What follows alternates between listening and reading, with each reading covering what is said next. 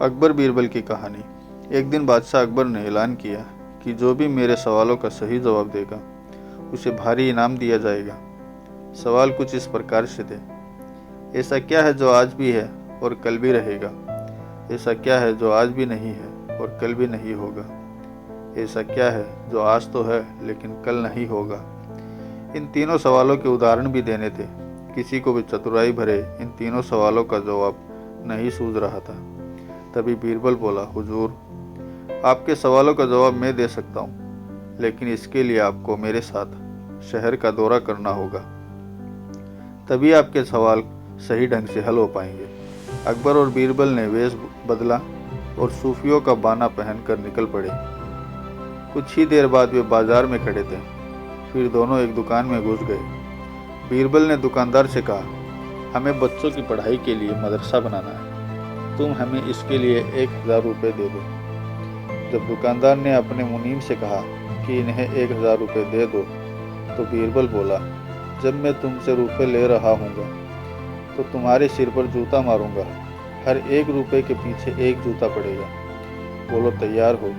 यह सुनते ही दुकानदार के नौकर का पारा चढ़ गया और वह बीरबल से 2-2 हाथ करने आगे बढ़ाया। लेकिन दुकानदार ने नौकर को शांत करते हुए कहा, मैं तैयार हूँ, लेकिन मेरी एक शर्त है। मुझे विश्वास दिलाना होगा कि मेरा पैसा इसी नेक काम पर खर्च होगा। ऐसा कहते हुए दुकानदार ने सिर झुका दिया और बीरबल से बोला कि जूता मारना शुरू करें। तब बीरबल व अकबर बिना कुछ कहे सुने दुकान से बाहर निकल आए। दोनों चुपचाप चले जा रहे थे कि तभी बीरबल ने मौन तोड़ा।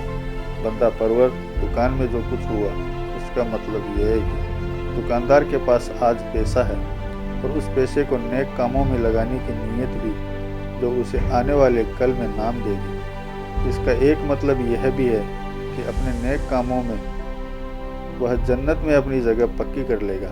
आप इसे यूँ भी कह सकते हैं कि जो कुछ इसके पास आज है कल भी उसके साथ होगा।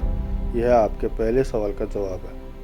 फिर वे चलते हुए एक भिखारी के पास पहुँचे। उन्होंने देखा कि एक आदमी उसे कुछ खाने को दे रहा है और वह खाने का सामान उस भिखारी की ज़रूरत से कहीं ज़्यादा है। तब बीरबल उस भिखारी से बोला, हम भूखे हैं, कुछ हमें भी दे दो खाने को। यह सुनकर भिखारी बरस पड़ा, भागो यहाँ से, जाने कहाँ से आ जाते हैं मांगने। तब बीरबल बादशाह से बोला, यह रहा हुजूर आपके दूसरे सवाल का जवाब। यह भिखारी ईश्वर को खुश करना नहीं जानता।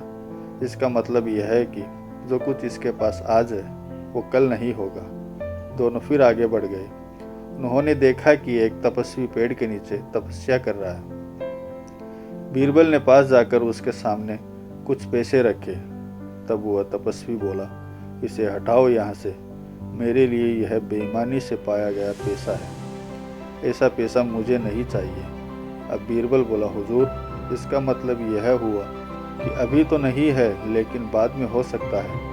आज यह तपस्वी सभी सुखों को नकार रहा है, लेकिन कल यही सब सुख इसके पास होंगे। और हुजूर, चौथी मिसाल आप खुद हैं।